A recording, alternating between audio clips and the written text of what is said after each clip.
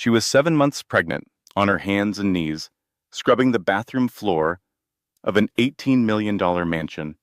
Her mother-in-law had just slapped her across the face. Her husband was in the next room texting his mistress. And the woman he was about to marry next Saturday was upstairs wearing a sapphire necklace that had been ripped off her neck when she was 11 years old. Everyone in that house thought she was nobody, a broke girl from the wrong side of town who got lucky marrying into money.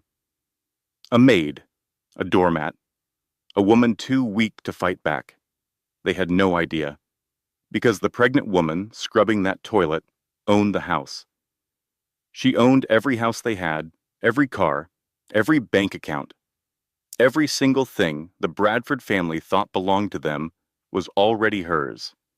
She bought it all. Quietly, patiently, over 7 years.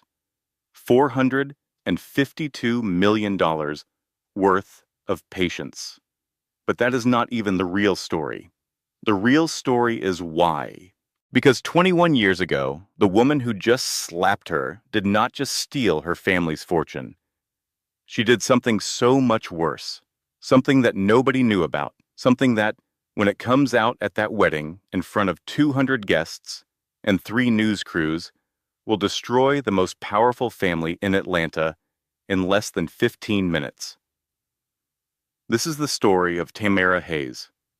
And what she did to the people who destroyed her life is something you will never forget. The lesson.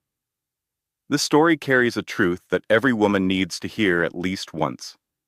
The most dangerous person in any room is not the loudest, not the richest, and not the most powerful. It is the one that everybody underestimates. Patience is not weakness. Silence is not surrender. And the woman the world counts out is often the one keeping count. If you have ever been overlooked, dismissed, or told you were not enough, this story is for you. If that gave you chills, you are exactly who this channel was made for. Hit subscribe and turn on notifications so you never miss a story like this. Drop a comment and tell me, what would you have done if you were Tamara? Would you have waited 21 years, or would you have moved different? I want to hear your answer. And if you know a woman who needs to hear this tonight, someone going through something hard, someone who is being underestimated right now, share this video with her. Sometimes one story at the right moment can change everything. The sound of skin hitting skin cracked through the marble foyer like a gunshot. For 2 full seconds, Tamara could not see anything except white spots dancing across her vision. Her left cheek burned with a deep, throbbing heat that spread all the way down to her jawbone, and her stomach lurched so violently she had to press one hand against the wall just to keep from falling. She was 7 months pregnant. 7 months. Her belly stretched the fabric of the gray maid's uniform they made her wear, and her ankles were so swollen she could barely fit into her shoes anymore. The baby inside her kicked hard, like she could feel her mama's pain, like she was trying to fight back even though she had not yet taken her first breath in this world. Vanessa Bradford stood over Tamara with her hand still raised, her diamond bracelet catching the afternoon light that poured through the floor-to-ceiling windows. She was 61 years old, immaculately dressed in cream-colored silk, her silver hair swept into a perfect chignon. She looked like the kind of woman who hosted charity galas and sat on museum boards. She looked like money and class and everything respectable. She was none of those things. "You missed a spot on the guest bathroom mirror," Vanessa said, her voice low and controlled, which was somehow worse than screaming. "Simone's family is arriving tomorrow for the wedding rehearsal, and I will not have them thinking we live like animals. Do you understand me?" "Yes, ma'am," Tamara whispered. Not because she was afraid, not because she was broken, but because in exactly 6 days, Vanessa Bradford was going to lose everything she had ever stolen, and Tamara needed her to believe. for 6 more days that the pregnant maid scrubbing her toilets was nobody worth worrying about. Jerome sat on the leather sofa 10 feet away. He was 34 years old, handsome in that careless way that men are when they have never had to work for anything. He was scrolling through his phone, probably texting Simone, the woman he was planning to marry next Saturday in the garden of this very house. He looked up when his mother slapped Tamara, made direct eye contact with his pregnant wife, and looked back down at his phone without saying a single word. That was the moment Tamara had to bite the inside of her cheek so hard she tasted blood. Not from pain, not from humiliation, from the effort it took not to smile. Because this house, this $18 million mansion in Buckhead, with its 5 bedrooms and its marble floors and its rose garden that had been planted 40 years ago by a woman named Grace Hayes, this house did not belong to the Bradfords. Tamara had bought it 3 weeks ago, cash, through a company called Hayes Holdings, LLC, a company that she owned entirely because Tamara Hayes was worth $452 million, and nobody in this house had any idea. But before I tell you how a pregnant woman in a maid's uniform brought down one of Atlanta's most powerful families, and before I tell you the secret about Tamara's parents that will change everything you think you know about this story, I need you to do me a favor. Hit that subscribe button and turn on notifications, because what happens next is something you will never see coming. And drop a comment telling me where you are watching from tonight. I want to know who is rocking with me. Now, where was I? Oh, right. The slap that started the end of the Bradford family. Tamara picked up her cleaning bucket and walked toward the guest bathroom. Behind her, she heard Vanessa's heels clicking on the marble as she headed for the kitchen, probably to pour herself another glass of the expensive wine she drank every afternoon. Wine that Tamara's money had paid for, in a house that Tamara's family had built, on land that Tamara's great-grandfather had purchased 70 years ago when black families in Atlanta could barely get a loan for a bicycle. The baby kicked again. Tamara pressed her hand against her belly and spoke so softly that only her daughter could hear. 6 more days, baby girl. Just 6 more days. To understand what Tamara was about to do, you need to understand what was done to her. And to understand that, we need to go back 21 years to a house in Cascade Heights, to a Tuesday evening in October when an 11-year-old girl's entire world was erased in the time it takes a traffic light to change from green to red. Tamara Hayes grew up in a white Victorian house with a wraparound porch and a swing hanging from the big oak tree in the front yard. The house had been in her family for 4 generations, starting with her great-grandfather, Samuel Hayes, who arrived in Atlanta in 1952 with $40 in his pocket and a stubbornness that his wife said could outlast a Georgia summer. Samuel started with 2 corner stores in the West End. By 1970, he owned 12 properties. By 1980, he had a real estate portfolio that stretched from Atlanta to Houston. He was not the kind of man who showed off. He drove a 10-year-old Buick and wore the same brown suit to church every Sunday. But when Samuel Hayes shook your hand on a deal, the banks in Atlanta paid attention. Tamara's father, David, took over the family business and grew it even further. Her mother, Lorraine, was a music teacher at the elementary school 3 blocks from their house. They were wealthy, but you would not know it from looking at them. They drove regular cars. Tamara went to public school. And every Sunday morning, the entire Hayes family filed into the 3rd pew from the front at Greater Hope Baptist Church, where Tamara's grandmother, Grace, wore her sapphire necklace and told stories to anyone who would listen. That sapphire necklace, it is important that you understand what it meant, because it is going to come back later in this story in a way that will break your heart and then put it back together again. Grace Hayes sat in her rocking chair on the porch one evening and put the necklace around little Tamara's neck. The chain was too long, and the sapphire pendant hung almost to Tamara's belly button, and she thought it was the most beautiful thing she had ever seen. "This necklace belonged to my mother," Grace said. "She saved for 3 years to buy it. 3 years of taking in laundry, pressing shirts until her hands cramped, putting dimes in a jar on the kitchen counter. When she finally had enough, she walked into a jewelry store where they did not want to serve her, and she put her money on the counter and said, 'I am buying that necklace, and I am walking out of here with my head high,' and she did." Grace fastened the clasp and turned Tamara toward the mirror on the porch wall. "When you wear this, you carry 4 generations of women who refuse to be small. Promise me you will never be small, baby girl. I promise, Grandma." That was a Sunday. By the following Friday, Tamara's parents were dead. The accident happened on I-85, just south of the Langford Parkway exit. David and Lorraine were driving home from a fundraiser. A truck ran a red light at the intersection and hit their car on the driver's side at 50 miles per hour. Both of them were killed instantly.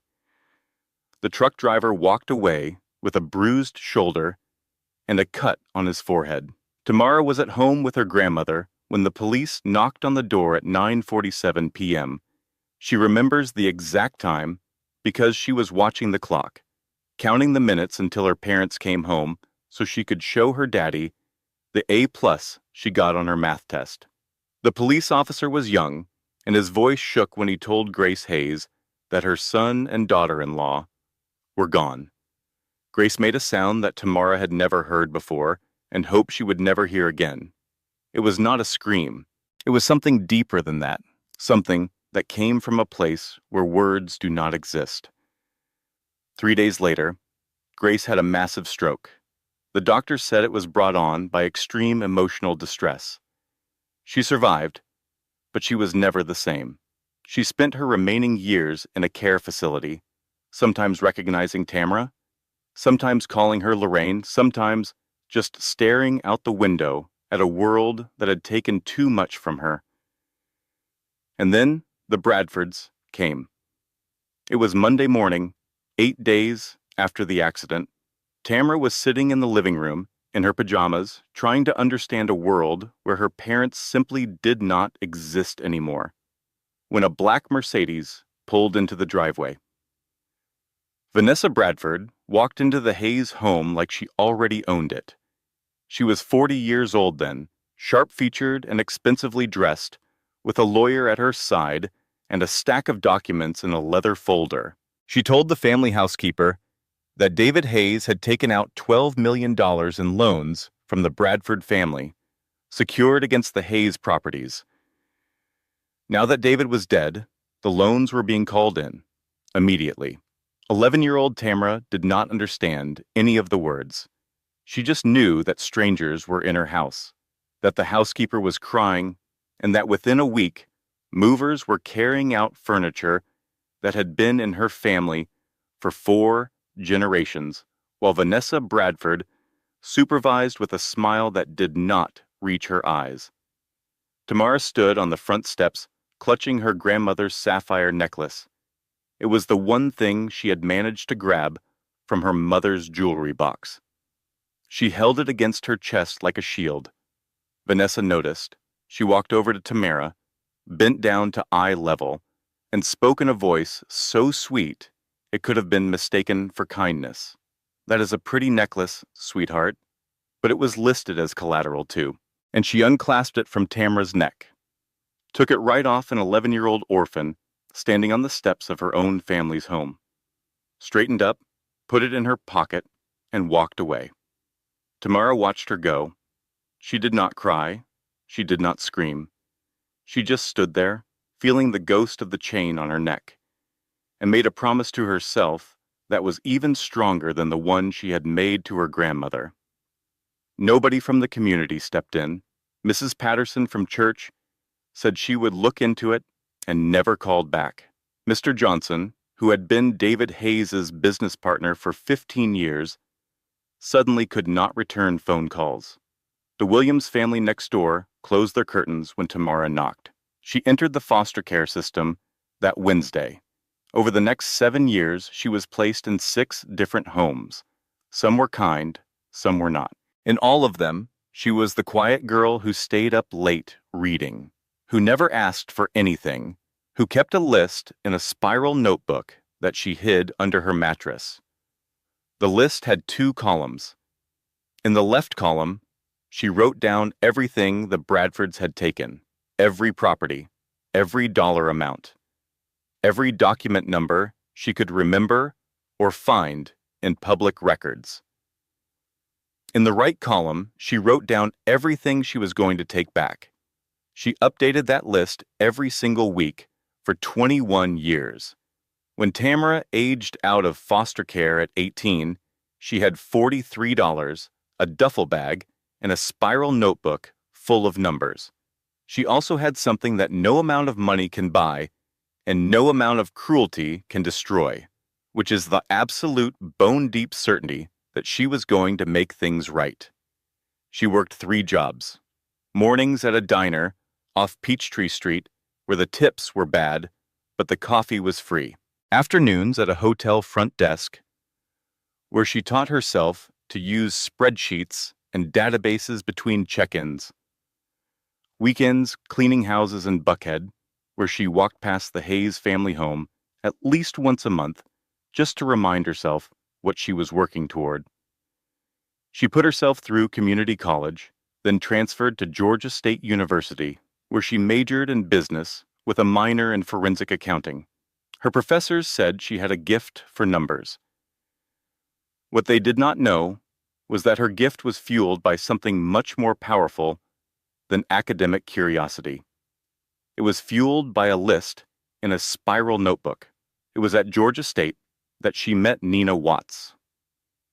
Nina was from Detroit, loud as a fire alarm and twice as impossible to ignore. She was studying forensic accounting because, as she put it, I like catching people who think they are smarter than everyone else. She sat next to Tamara in an intermediate accounting class, and within 15 minutes had told Tamara her entire life story, asked about Tamara's life story, and declared that they were going to be best friends whether Tamara liked it or not. They were an odd pair. Tamara was quiet, careful, always thinking 3 steps ahead. Nina said whatever came into her head and figured out the consequences later. But underneath their differences, they recognized something in each other. They were both women who had fought for everything they had, who understood that the world does not hand you anything, and who refused to apologize for wanting more. It was Nina who helped Tamara dig into the Bradford finances. They spent 2 years pulling public records, tracking property transfers, cross-referencing signatures, and notary stamps and corporate filings. And what they found made Tamara's blood go cold. The loans that Vanessa claimed David Hayes had taken out were completely fabricated, every single one. The signatures were forged. The notary stamps came from a notary who was on the Bradford family payroll. The dates on the documents did not match the business records from the banks that supposedly issued the loans. Vanessa Bradford had not just stolen from the Hayes family. She had committed fraud, forgery, and theft on a scale that should have sent her to prison for decades. And she had used the stolen Hayes properties as collateral to build her own empire. Every house the Bradfords owned, every investment, every country club membership, every bottle of expensive wine Vanessa Bradford drank on a Tuesday afternoon was built on what she had taken from an 11-year-old orphan. "Girl," Nina said, staring at a spreadsheet that mapped out 17 years of fraud. "You are telling me these people forged documents to steal from a dead man's child and nobody did anything in Atlanta?" "Nobody cared enough to look," Tamara said. Well, I care, and I am nosy. So let us keep looking. Then, on Tamara's 25th birthday, everything changed. She was working the front desk at the hotel when a man in a gray suit walked in and asked for her by name. He was 78 years old, thin as a rail, with reading glasses perched on the end of his nose. His name was Eugene Calloway, and he had been her grandfather's lawyer for 40 years. Miss Hayes, he said, sitting across from her at a table in the hotel lobby. I have been looking for you for quite some time. Your grandfather was a careful man. Before he passed, he established an irrevocable trust. The terms were very specific. No creditor, no claimant, no spouse, and no outside party could touch it. The funds would only be released to you directly on your 25th birthday. Tamara's hands were shaking. How much? Mr. Calloway adjusted his glasses. Between the original capital and the investments your grandfather made over the decades, real estate, technology, venture capital, the trust has grown considerably. How much, Mr. Calloway? $452 million. Tamara sat down so fast she nearly knocked over her chair. Then she did something Mr. Calloway did not expect. She did not jump up and down. She did not scream. She started crying. Not happy tears, angry tears. 14 years of scrubbing other people's toilets while this money existed. 14 years of sleeping in strangers' houses, eating whatever was cheapest, wearing clothes from donation bins, all while her inheritance sat in an account, growing, waiting for her to turn 25. She dried her eyes, took a breath, and said 4 words that changed everything. I need a plan. And here's what most people would have missed, the thing that made Tamara Hayes different from anyone else in this story. She did not go on a spending spree. She did not buy a mansion or a sports car or a closet full of designer clothes. She kept her studio apartment in College Park. She kept working at the hotel. She kept living like a woman who had $43 to her name, because Tamara did not want to be rich. She wanted to be ready. Over the next 5 years, with Nina handling the forensic accounting and a team of lawyers working through shell companies that could never be traced back to her, Tamara quietly bought everything the Bradford family had their name on. Every mortgage purchased from the banks that held them. Every business loan acquired at a discount. Every line of credit, every investment account, every property deed. The Bradfords never saw it coming because they were not looking. Why would they? They were one of Atlanta's most prominent families, living in a house they believed they owned, spending money they believed was theirs, walking through life with the confidence of people who had never been held accountable for a single thing they had done. By the time Tamara was 30, she owned the Bradfords completely. Every asset, every debt, every piece of paper with their name on it belonged to her, including the house in Buckhead, her family's house. The house her great-grandfather built, where her grandmother planted roses, where an 11-year-old girl once stood on the front steps and had a necklace taken off her neck.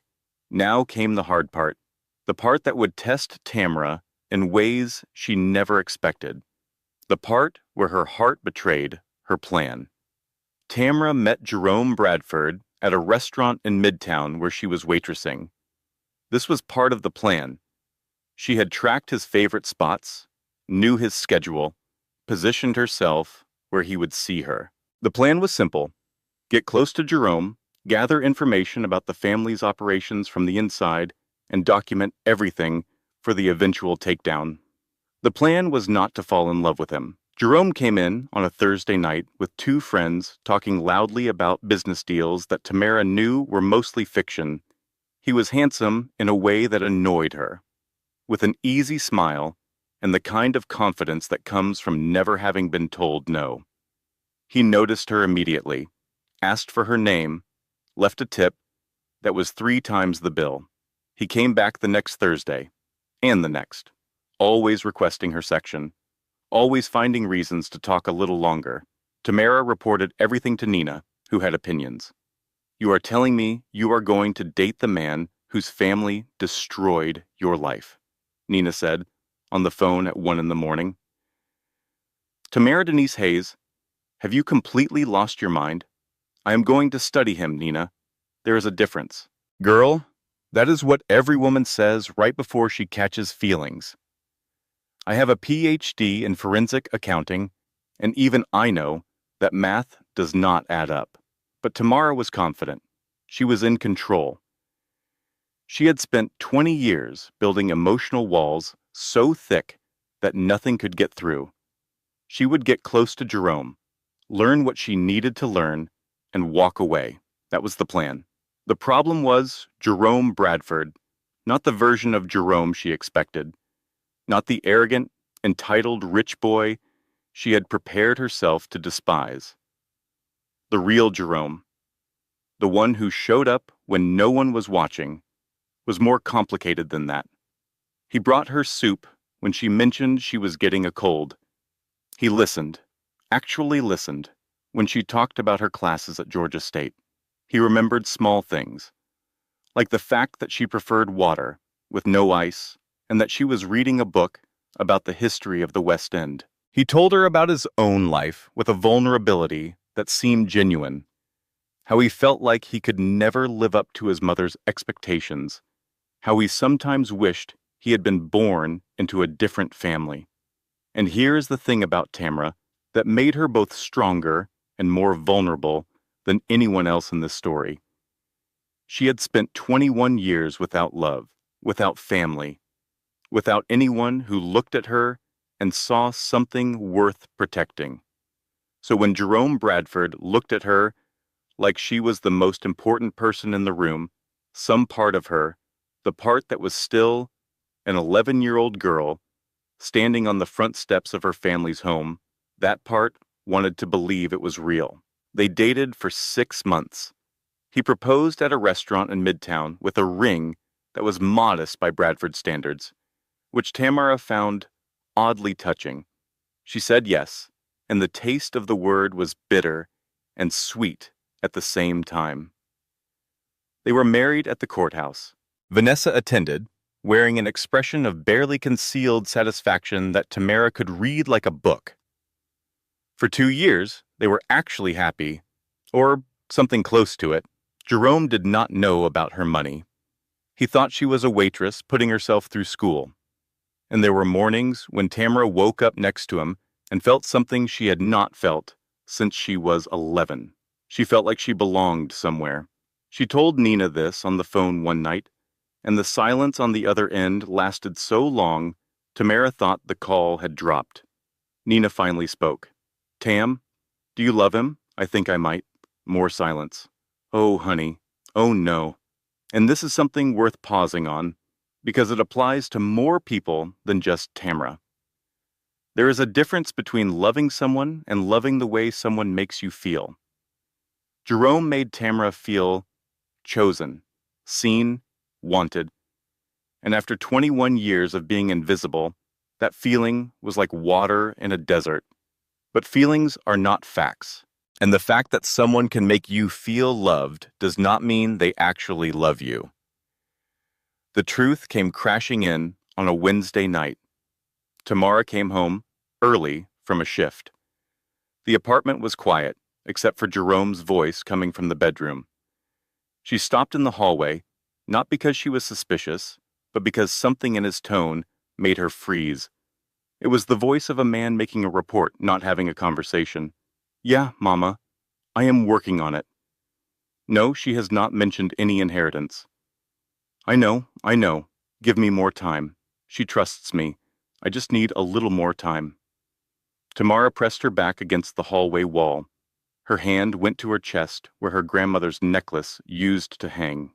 "Yes, Mama. I will find out about the trust. She has to have access to it eventually. When she does, I will make sure we are positioned." "Yes.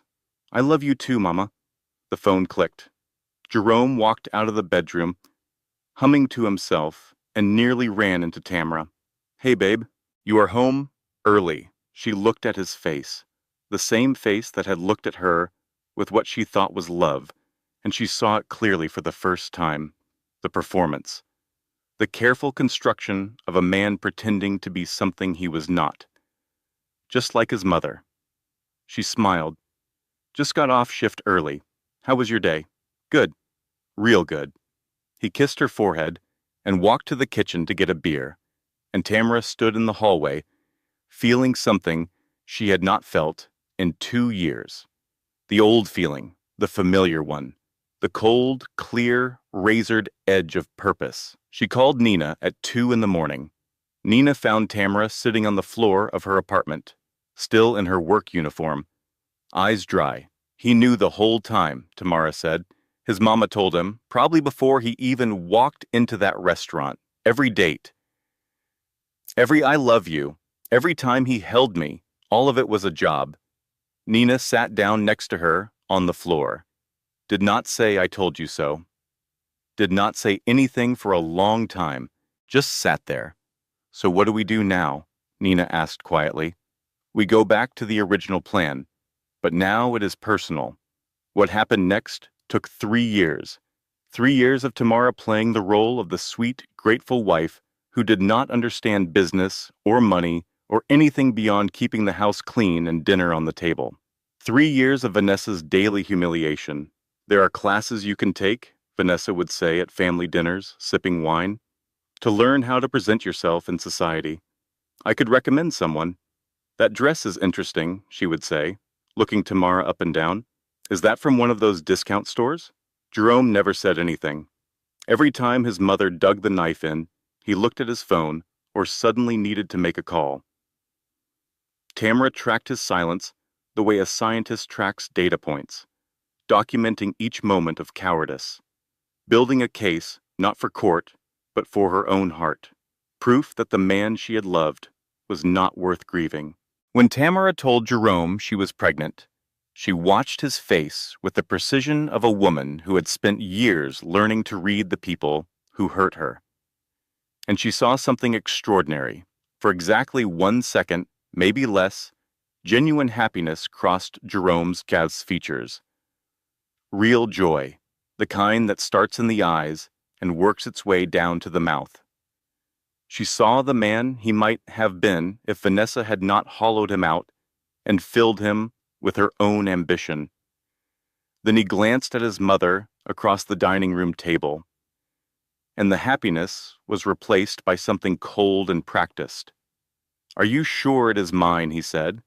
5 words, spoken in front of his mother, in front of the dinner table, with the mashed potatoes getting cold and the baby already growing inside Tamara, already forming tiny fingers and tiny toes, and a heart that was beating 160 times a minute. 5 words that told Tamara everything she needed to know.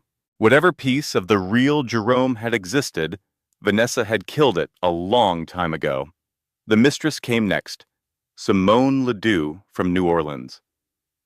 29, beautiful, an Instagram influencer with expensive taste, and a talent for not asking questions about where money came from.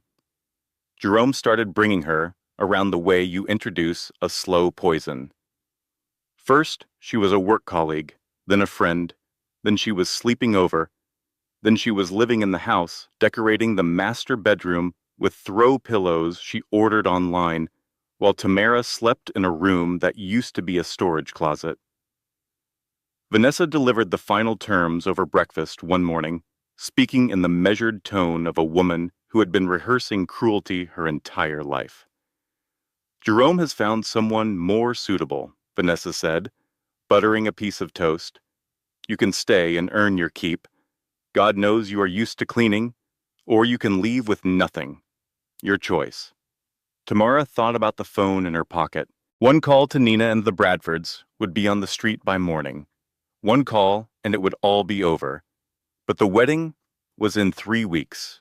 Jerome and Simone's wedding, in her family's garden.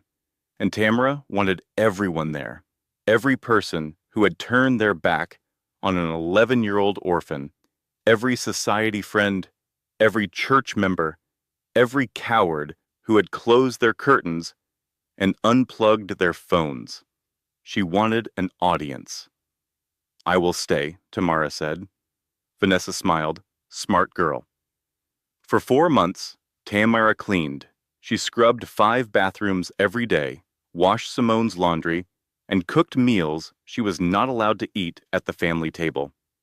She served Simone breakfast in bed and said yes ma'am and no ma'am, and pressed her uniform every morning and slept in a room so small she could touch both walls with her arms outstretched. The baby grew. Tamara's feet swelled. Her back ached, but she cleaned and she smiled and she waited. Then came the necklace. It was a Tuesday afternoon. Tamara was on her hands and knees, scrubbing the master bathroom tile, when Simone walked in, wearing a bathrobe and a sapphire necklace. Grandma Grace's necklace, the one that had been passed down through 4 generations, the one that was taken off an 11-year-old's neck on the worst day of her life. "Jerome gave me this as an engagement gift," Simone said, admiring herself in the mirror. "Is it not gorgeous?" He said, "It is vintage. Probably worth more than your whole life." She laughed and walked away, and Tamara gripped the edge of the bathtub so hard her knuckles turned white. The baby kicked. Hard. Like she could feel what her mama was feeling. Like she was saying, "I am here. Hold on." Tamara locked the bathroom door, sat on the tile floor, 7 months pregnant, in a maid's uniform, in her own family's house, and she cried. The kind of crying that comes from somewhere so deep it does not make a sound. She called Nina from the bathroom floor. "I cannot do this anymore," she whispered. "I cannot." "Yes, you can." 3 more weeks, Tam. 3 weeks and they lose everything. She is wearing my grandmother's necklace.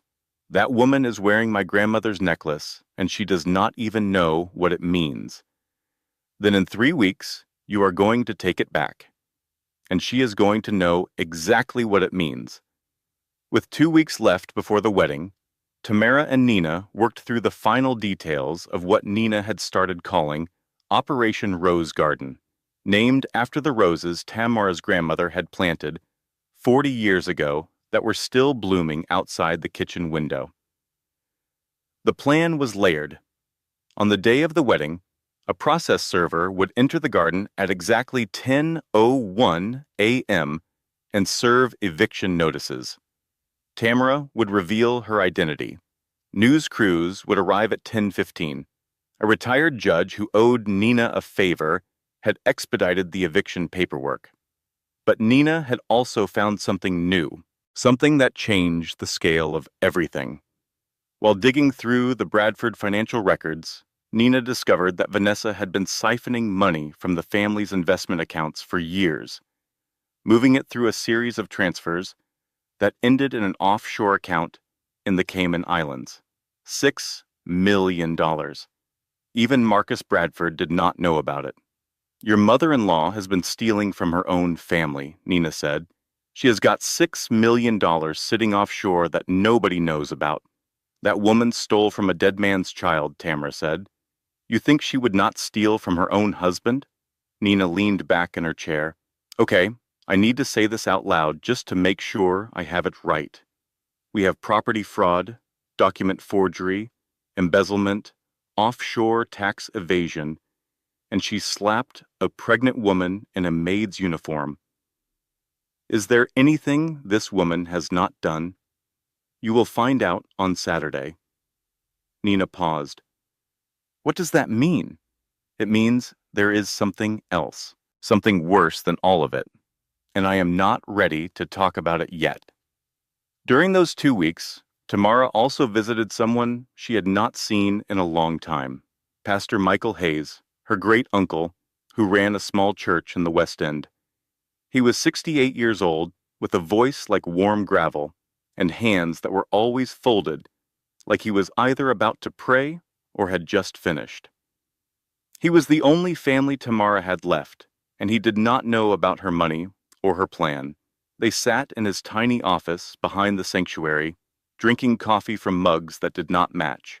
Uncle Michael, if someone stole everything from you, and you had the power to destroy them completely, would you? Pastor Michael looked at her for a long time.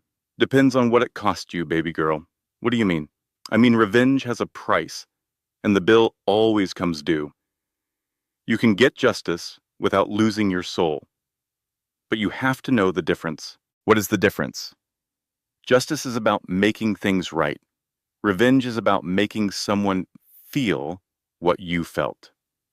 They look similar from the outside, but they come from completely different places inside you, and the one you choose will determine who you become on the other side. Tamara drove home that night thinking about his words. She was not sure which one she was choosing. She told herself it was justice. But the part of her that still felt the ghost of a chain being pulled from her neck. The part that heard Simone's laugh echoing off the bathroom tiles. That part wanted something justice could not provide. That part wanted Vanessa Bradford to know, in her bones, in her blood, in every breath she took for the rest of her life, what it felt like to lose everything in one day. 7 days before the wedding, 11:14 p.m.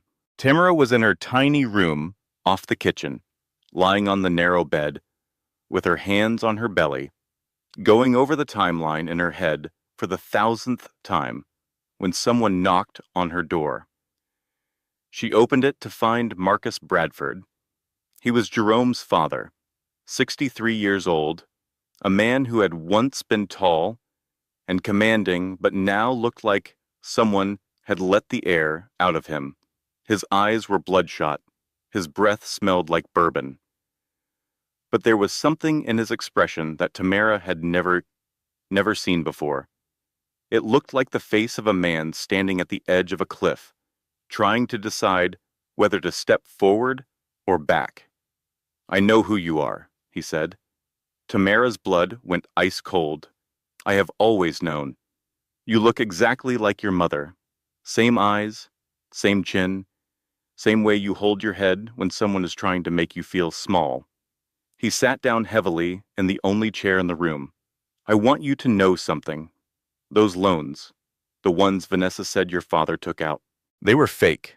Every single one. She made me sign the papers. She said it was just business, that your family owed us money. But I knew it was wrong. Then why did you not stop it?" "Because I was scared of her. I have been scared of her for 40 years. Marcus looked at his hands. They were shaking. "There is something else," he said. "Something I should have told somebody a long time ago." He looked up at Tamara. His eyes were the eyes of a man who had been carrying a weight that was finally crushing him. "Your parents' accident, the truck that hit them on I-85. What about it?" "The driver. His name was Eddie Sims. Vanessa paid him. She paid him $50,000 to run that red light." The room went silent. Not the quiet kind of silent. The kind of silent that swallows everything, that makes the air feel thick, that makes time stop moving. "She did not just steal from your family, Tamara. She killed your parents. She murdered them for money. And then she took their orphan daughter's inheritance and built her whole life on it." Tamara could not breathe. The room tilted. She gripped the edge of the bed and forced herself to stay upright, forced herself to keep listening, because she needed to hear every word. She needed it all. Marcus told her the rest. How Vanessa had found Eddie Sims at a bar, how she had paid him cash, how the investigation was shut down by a police captain who received monthly payments from a company Vanessa controlled, how Marcus had wanted to go to the police, but Vanessa had recordings and documents that she had set up to make Marcus look like the mastermind if he ever talked. "I should have said something," Marcus said, tears running down his face. "I should have gone to the police. I am sorry. I am so sorry." Tamara called Nina at midnight. "It is not just about the money anymore. She killed my parents." The phone was quiet for a long time. Oh my God. Tam, we need to go to the police. Tomorrow. With Marcus's testimony, we can get her arrested before the wedding. This is murder, Tam. This is life in prison. For one night, for a few hours, Tamara believed it was going to be that simple. She lay in bed and felt something she had not felt in 21 years. Not just hope, peace. It was going to end. Justice for her parents. Justice for everything. She actually smiled as she fell asleep. She should not have. When Tamara woke up the next morning, Marcus was gone. He had packed a bag in the middle of the night and vanished. On the kitchen counter, a note on a piece of scrap paper. I am sorry. I cannot do it. She will destroy me. Without Marcus, Tamara had nothing. Hearsay from a missing man, no corroboration, no evidence she could take to the police. And it got worse. Vanessa was in the kitchen when Tamara came out, pouring coffee, smiling that smile. My husband left me a very interesting voicemail last night, something about a conversation he should not have had, with someone he should not have been talking to. She stepped closer, and her voice dropped to a whisper. I do not know what he told you, but whatever you think you know, you cannot prove. And if you try anything, if you say one word to anyone, I will make sure that baby inside you grows up in foster care, just like you did. That afternoon, as Tamara was carrying a laundry basket down the stairs, Vanessa brushed past her. The contact was subtle.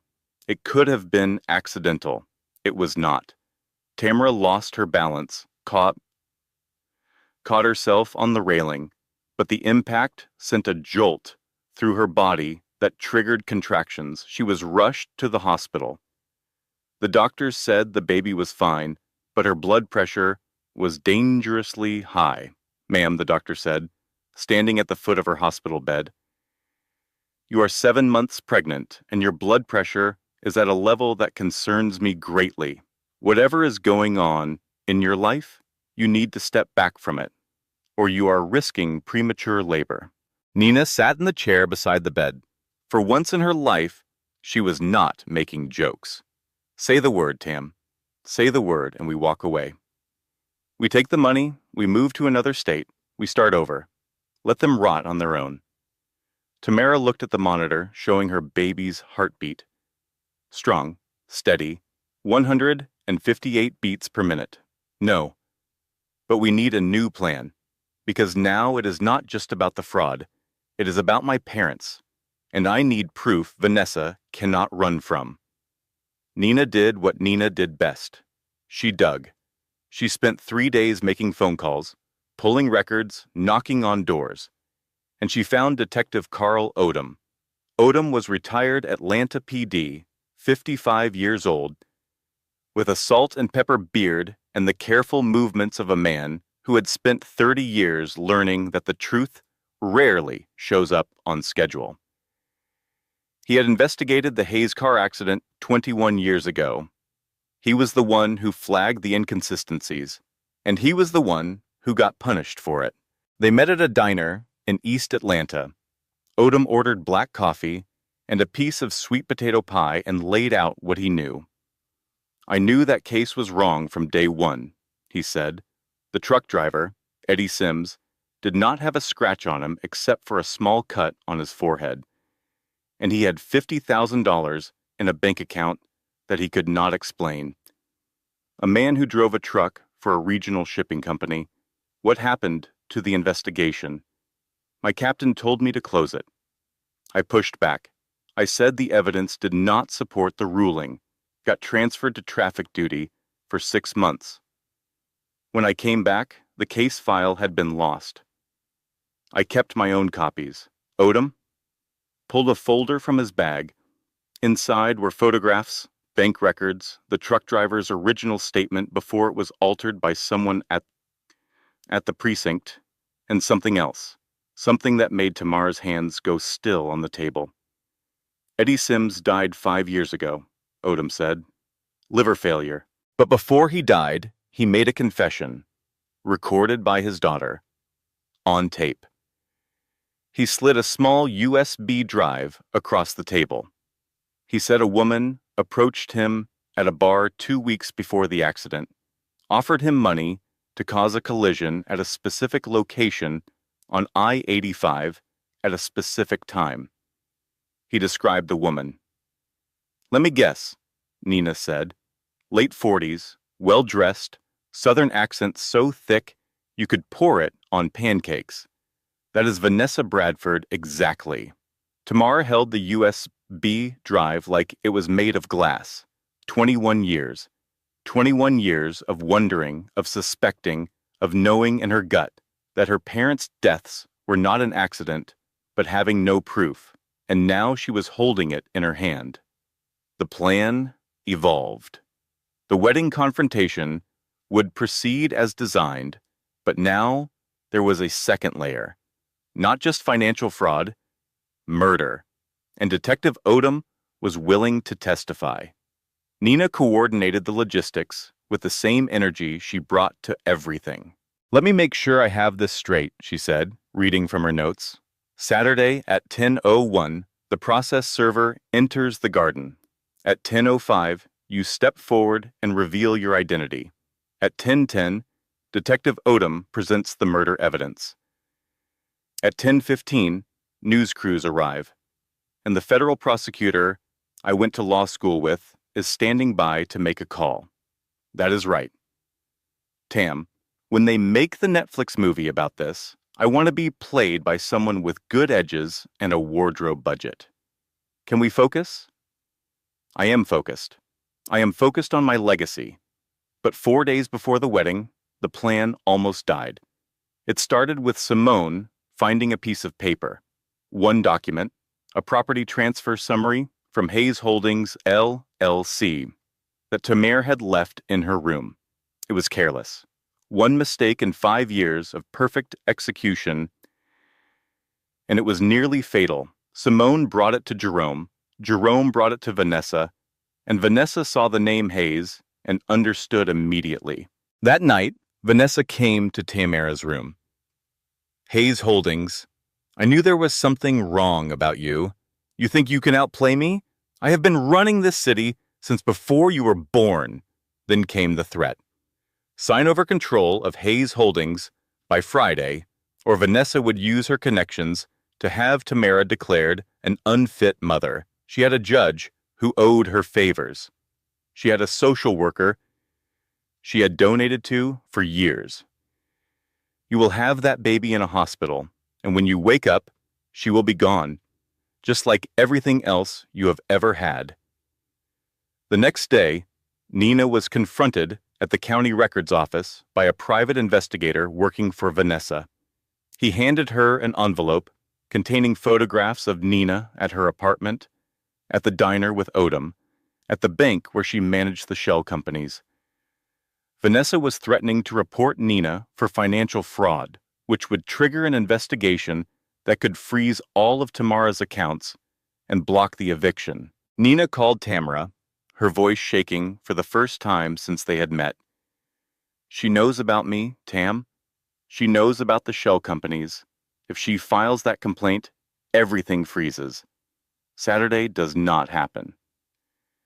Tamara sat in her tiny room. Her plan was exposed. Her best friend was under threat. Vanessa knew who she was. Her money could be frozen. She was 7 months pregnant with dangerous blood pressure, and the woman who murdered her parents had just threatened to take her baby. She picked up the phone and called Pastor Michael. "Uncle Michael, I think I lost. I think she won again. Baby girl, what is wrong? I cannot explain. I just need you to pray for me. Because I do not know what to do anymore." She hung up, pressed both hands against her belly, and felt her daughter kick. And here's the thing about resilience that most people get wrong. Resilience is not about never falling apart. It is not about being strong every minute of every day. It is about what you do in the 20 minutes after you break down. Tamara gave herself permission to cry. She gave herself permission to be terrified. And then she picked up the phone and called Nina back. "Okay. Plan C. What do we have?" Saturday came with the kind of weather that makes you believe God is paying attention. Sunny, warm, a light breeze carrying the scent of roses from the garden, where Tamara's grandmother had planted them 4 decades ago.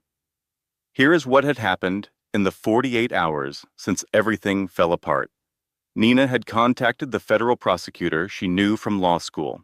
She told him about Vanessa's threats, the extortion, the attempted obstruction, and then she told him something that made him sit up very straight. I have been wearing a wire since this started, Nina said. Every conversation with that PI, every threat, recorded. Nina: You have been wearing a wire? Girl, I watch Law and Order. I have been wearing a wire every day since I started pulling records. You think I was going to walk into a fight with Vanessa Bradford without evidence? The recordings changed everything by threatening to file false fraud complaints to block a legal property transfer.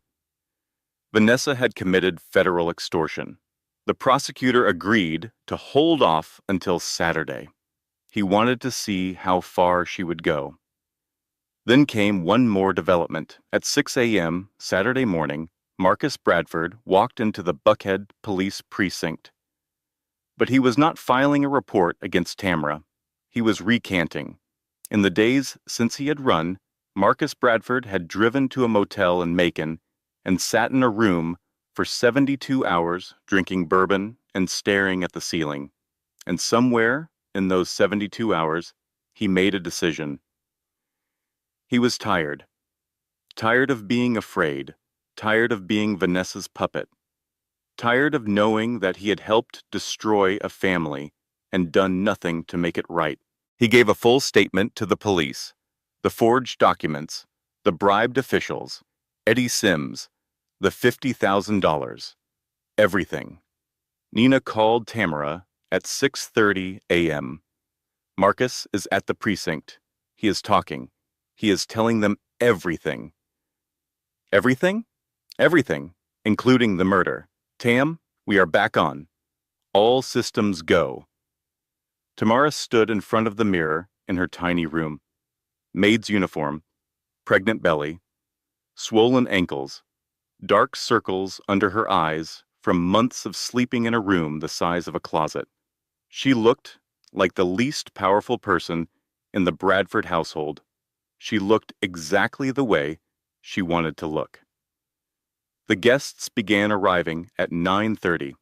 Tamara watched from the kitchen window as the luxury cars pulled up the circular driveway, and she recognized every single face. Mrs. Patterson from Greater Hope Baptist Church, wearing a lavender hat and pearls. Mr. Johnson, her father's former business partner, looking prosperous and well-fed. The Williams family from the old neighborhood, the Crawford sisters from the country club, Dr. and Mrs. Pemberton, who had been to Tamara's parents' house for dinner dozens of times before the accident, all of them smiling, all of them sipping champagne, all of them pretending they did not remember the 11-year-old girl whose life was destroyed in this very house. Vanessa had invited them on purpose to watch Tamara serve drinks in a maid's uniform while Jerome married someone else. One final humiliation. At 9:45, Nina arrived. She was wearing sunglasses, a church dress, and a hat so large it could have provided shade for a small family reunion. I am blending in, Nina said, taking a seat in the back row. Nina, you look like you are auditioning for a Tyler Perry movie. Good, because this is a Tyler Perry movie, except we have better writers. The ceremony began at 10 a.m. sharp. The preacher was a tall man with a deep voice who talked about love and commitment and honesty, and Tamara stood by the kitchen door, listening to every word and marveling at the irony. Simone walked down the aisle in a white lace dress with a long train. She was beautiful. And around her neck, catching the morning sun, was Grandma Grace's sapphire necklace. Jerome stood at the altar looking like a man who had made a deal with the devil and was just now reading the fine print. For 1 second, as Simone approached, His eyes drifted past her to the kitchen door where Tamara stood. Their eyes met. And in Jerome's face, Tamara saw something that surprised her. Not guilt, not regret, fear. He was afraid, because some part of him, some deep buried piece that Vanessa had not managed to kill completely, knew that what was coming was deserved. The preacher opened his Bible. Dearly beloved, we are gathered here today. At 10:01, a man in a dark suit walked into the garden. He walked past the rows of guests, past the flower arrangements that Tamara had set up with her own swollen hands, past Mrs. Patterson and Mr. Johnson and all the people who had closed their curtains 21 years ago.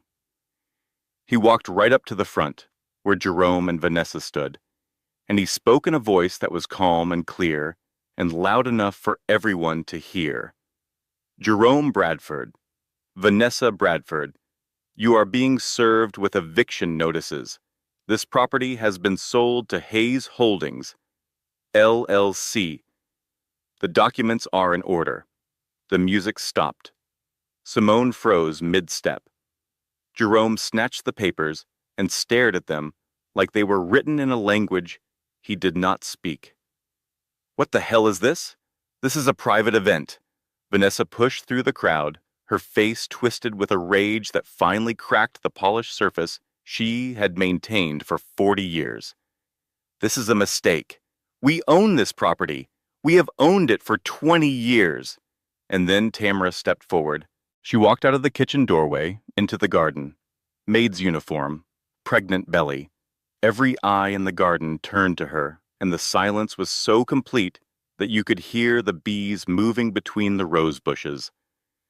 She walked to the center of the garden, the exact spot where she had stood 21 years ago, an 11-year-old girl watching movers carry her family's furniture into trucks. My name is Tamara Hayes, she said. My father was David Hayes. My mother was Lorraine Hayes. And this house, this garden you are sitting in, this property you are admiring, this is my family's home, she paused. Let the name settle over the crowd like a wave. She watched recognition bloom on face after face. Mrs. Patterson's hand went to her mouth. Mr. Johnson turned the color of ash. 21 years ago, Vanessa Bradford walked into this house with forged documents and stole everything my family had. She took our property, our money, our legacy. She took a necklace off an 11-year-old girl's neck. Tamara looked at Simone. That necklace, the one you are wearing right now, it belonged to my grandmother. Her mother saved for 3 years to buy it. It is not an accessory. It is 4 generations of women who refuse to be small. Simone's hand went to her throat. What the Bradfords do not know is that my grandfather set up a trust fund they could never touch. I inherited it at 25, and for the past 7 years, I have been buying every single thing this family has their name on. Every mortgage, every loan, every property, every investment. This house was purchased 3 weeks ago. Cash. She held up a folder thick with documents. You have been living in my house, sleeping in my bed, planning your wedding in my garden, and I let you. I let you slap me across the face while I was 7 months pregnant. I let you make me scrub your toilets and fold your laundry, because I wanted every single person here to see exactly what you really are. Vanessa screamed. She is lying. She is a jealous, delusional. I am not finished. The garden went silent again. 21 years ago, my parents died in a car accident on I-85. Everyone said it was a terrible accident. It was not. A man stepped out from behind the garden's stone wall. Detective Carl Odom in a dark suit. Badge visible. I am retired Detective Carl Odom, Atlanta Police Department. I investigated the Hayes accident. The case was closed prematurely under pressure from parties connected to the Bradford family.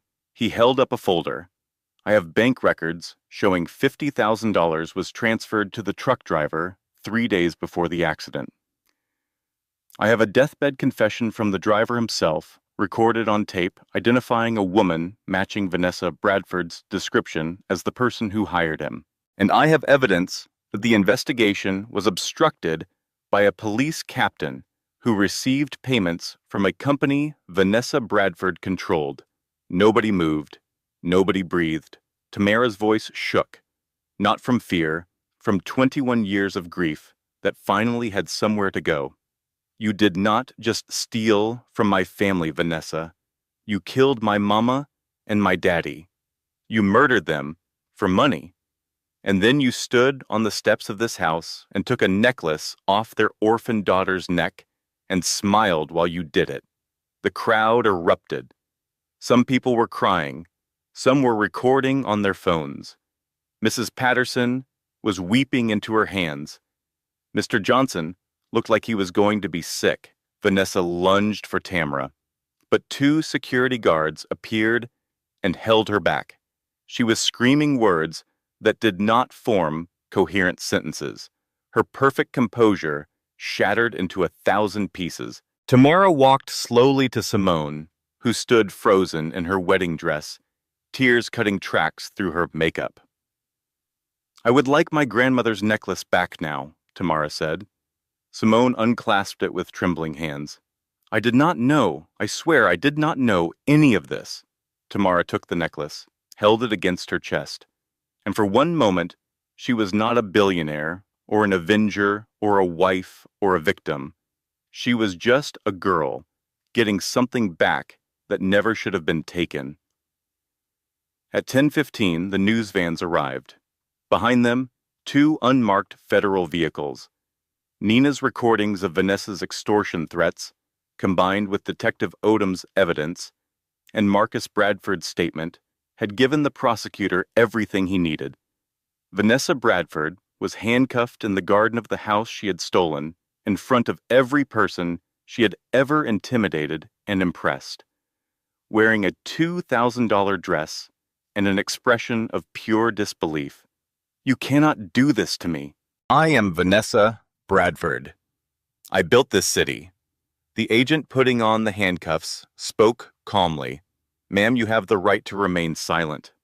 From the back row, Nina said under her breath, just loud enough for the people around her to hear. Well, she definitely did not build that outfit for where she is going. Orange is going to be a problem. Jerome fell to his knees in the grass.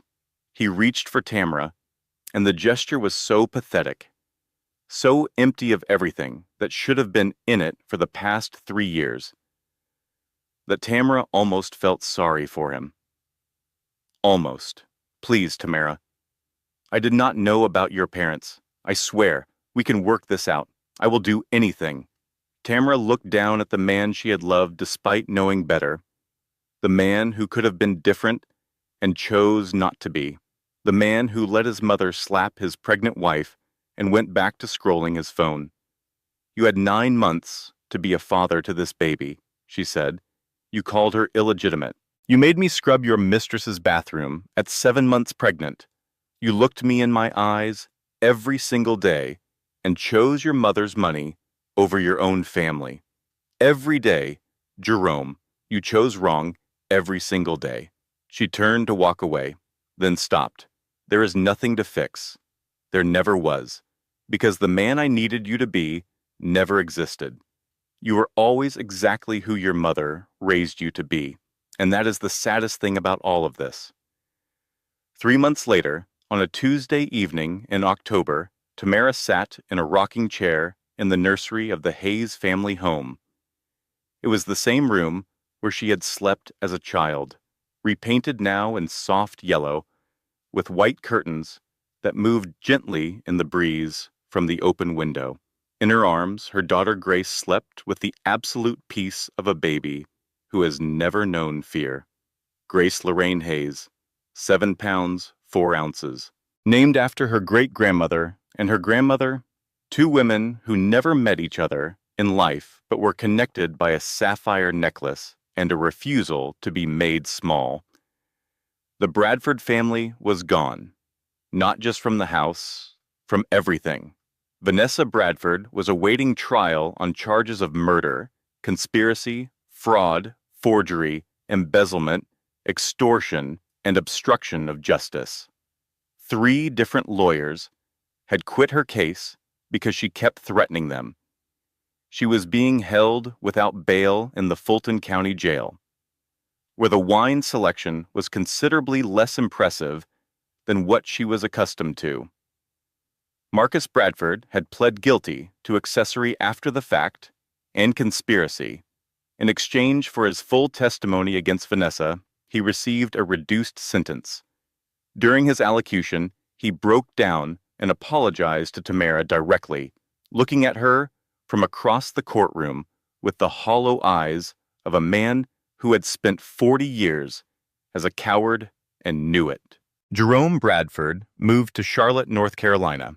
He was working as a car salesman, which was appropriate when you think about it, given that his entire life had been built on selling people something that was not what he claimed it was.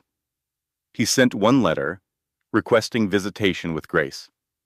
Tamara's lawyer responded with a 3-page document that included, among other things, Jerome's own recorded statements denying paternity. The letter ended with a single sentence. The court does not look favorably on fathers who deny their children and force their pregnant wives into domestic servitude. Jerome did not write again. Simone Ledoux disappeared from social media for 2 months. When she came back, she posted a long statement about being manipulated by the Bradford family, about not knowing the history behind the money she had enjoyed, about the complicity of silence. She did not ask for forgiveness. She did not make excuses. She just told the truth. Tamara never spoke to her, but she read the statement and respected the honesty of it. Ashley, the bridesmaid who had recognized Tamara at the bachelorette party, sent a handwritten note. It said only, "I remember your grandmother's necklace. I should have said something that night. I should have said something 21 years ago. I am sorry." Tamara kept the note in a drawer in the nursery. The Hayes family home was restored, not to what it had been before, but to something better. Tamara kept the bones of the house, the hardwood floors, the crown molding, the fireplace, where her father used to read to her, but she opened it up, literally and figuratively. The West Wing was converted into a shelter for women and children leaving dangerous situations. 12 rooms, each one furnished with everything a person needed to start over. A kitchen that was always stocked, a playroom for the children, a small library with books about business, law, finance, and self-worth. She called it the Grace Hayes Foundation. And here's the part that surprised Tamara. Because even with all her planning, she had not planned for this. The foundation became the thing that healed her. Not the revenge, not the money, not the look on Vanessa's face when the handcuffs went on. The healing came from watching other women walk through the same fire she had walked through and come out the other side. One of those women was Keisha. 24 years old, thin and cautious in the way that people get when they have been made to feel afraid in their own home. She arrived at the foundation with a 2-year-old son named Darius and a garbage bag full of clothes and nothing else. Her boyfriend had told her for 3 years that she was nothing without him, that she could not survive on her own, that nobody else would ever want her. 3 months later, Keisha knocked on the nursery door. "Miss Tamara, I got the job, the one the foundation helped me apply for. I start Monday." Tamara smiled so wide it hurt. "Keisha, that is amazing. I am so proud of you." Keisha sat down on the floor where Darius was playing with blocks. "Can I ask you something?" "Of course." "Was it worth it?" "All of it." The years of pretending, the cleaning, the humiliation, living in that tiny room while you had enough money to buy the whole neighborhood. Tamara looked down at Grace, who had grabbed onto her finger and was holding on with the fierce grip of a baby who does not yet know that letting go is an option. The plan was worth it. The revenge was worth it. But you want to know what surprised me? The thing I actually needed was not destroying the Bradfords. It was rebuilding what they stole. Not just the house, the life, the family, the feeling of being home somewhere. She looked at Keisha. Your ex told you that you could not make it without him. Now you have a job, an apartment starting next month, and a little boy who is going to grow up watching his mama refuse to be broken. When your ex sees you doing well, and he will see it, because people like that always keep watching, let him live with it. That is the most effective thing you can do, not because it is revenge, but because the best response to someone who told you that you were nothing is to go out and become everything. Keisha wiped her eyes and smiled. Yes, ma'am. After Keisha left, Tamara stood at the nursery window with Grace in her arms. The sun was setting over the garden, painting everything in shades of gold and amber. Below, she could see the rose bushes her grandmother had planted 40 years ago. They had survived neglect, drought, years of nobody caring for them, and they were blooming, deep red, bright pink, soft white, reaching toward the light the way living things always do when you give them half a chance. From downstairs, she could hear Darius laughing while Nina argued with someone on the phone about tax filings for the foundation. Nina had moved into one of the upstairs rooms 3 months ago, claiming it was temporary. They both knew it was not. Tamara had written a letter to Grace, sealed in an envelope, to be opened on her 18th birthday. It read, Dear Grace, by the time you read this, you will know the story. However you learned it, I want you to hear the truth from me. Your father's family stole from ours. They took our home, our money, our name, and the woman who led that family did something that can never be undone. She took my mama and daddy from me when I was your age. I spent 21 years getting it all back. And I did. But here is what I need you to understand, baby girl. The revenge was not the victory. The victory is this house, this garden, you sleeping in the room where I slept as a child. The women downstairs rebuilding their lives. Your great-grandmother's necklace around my neck, where it has always belonged. Your great-great-great-grandmother saved for 3 years to buy a sapphire necklace. Your great-grandfather turned 2 corner stores into an empire. Your grandmother planted roses that are still blooming after 40 years. And your mama took back everything that was stolen, not with anger, but with patience and planning and the most dangerous weapon in the world, which is a woman who knows exactly who she is and will not allow anyone to tell her otherwise. Do not ever let anyone take your necklace, Grace. Not the real one, though do not let them take that either, but the one that means your worth, your history, your name. You are Grace Lorraine Hayes, and that name means something. It has always meant something, and because of what we went through, it always will. Love, Mama. Tamara folded the letter, put it in the envelope, and placed it in the drawer next to Ashley's note and a faded photograph of her parents on their wedding day. The house was quiet now except for the sounds that fill a home. Darius's laughter, Nina's voice, the creak of old hardwood floors, the ticking of a clock that had belonged to Tamara's grandfather. And from outside, if you listened closely, the sound of the wind moving through rose bushes that had been blooming for 4 decades and showed no signs of stopping. Tamara looked at the sapphire necklace resting against her collarbone. 4 generations, 5 now, with Grace. She held her daughter close and watched the last light of the day spread across the garden where a wedding had ended and her life had begun again. Not the life she had planned, something better, something that had room in it for more than revenge, something that had room for second chances and fresh starts, and women who knocked on nursery doors with good news, and children who laughed while building towers out of blocks. She had spent 21 years planning how to destroy the Bradford family. And she had done it. Completely, thoroughly, publicly. The Bradford name was finished. Their empire was gone.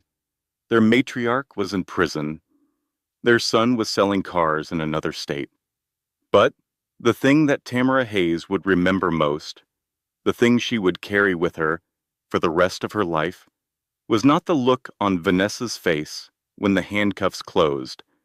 It was the weight of her daughter in her arms, the smell of roses through an open window, and the knowledge, finally, after 21 years, that she was home. And in the garden, the roses bloomed, just like they always had, just like Grace Hayes had planted them to do, just like they always would. If this story touched something in you tonight, do me a favor. Subscribe. Hit that notification bell and drop a comment telling me what you would have done if you were Tamara. Would you have waited 21 years? Would you have walked away? Would you have done it differently? And if you know someone who needs to hear this story, a woman going through something hard, a friend who feels stuck, someone who needs to be reminded that the most dangerous person in any room is the one everyone underestimates, share this video.